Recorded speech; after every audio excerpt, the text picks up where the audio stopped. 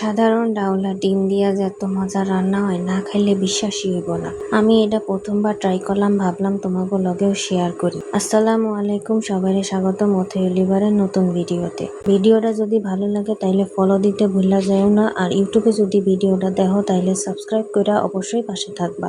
এখন চলো রান্নার দিকে যাই। প্রথমে কড়াইয়ে দিয়া দিলাম মসুরের ডাউল, তারপর দিয়া দিলাম পেঁয়াজ, মরিচ আর রসুন কুচি, আর সামান্য একটু আদা রসুন বাটাও দিয়া দিলাম। এরপর দিয়া দিলাম কুসুম গরম পানি। এখন হালকা করে নেড়া দিয়া নিলাম, ডাউলটারে ভালো করে ফুটতে দিব।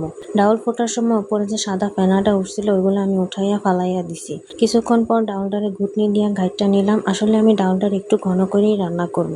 বেশি পাতলা হইলেও মজা নাই, আবার বেশি ঘন হইলেও মজা নাই।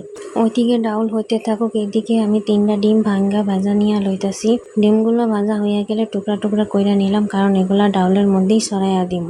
ডিম ভাজা শেষ। এখন সরিষা তেল দিয়া শুকনা মরিচ, পাঁচফোড়ন, রসুন আর পেঁয়াজ ভেজা নিয়ে লইতাছি।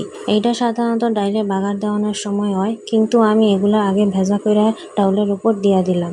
এখন ডিম আর ভাজা মশলাগুলো ডাউলের মধ্যে দিয়ে আর একটু ফুটাইয়া নামাইয়া ফেলমু। এই তো আমার মজার ডাউল ডিম রান্নাটা রেডি। আশা করি তোমাদের কাছে ভিডিওটা ভালো লাগছে। দেখা হইব আবার নতুন কোনো ভিডিওতে। সবাই ভালো থাকবা। আজকের জন্য এই পর্যন্তই। সবাইকে আল্লাহ হাফেজ।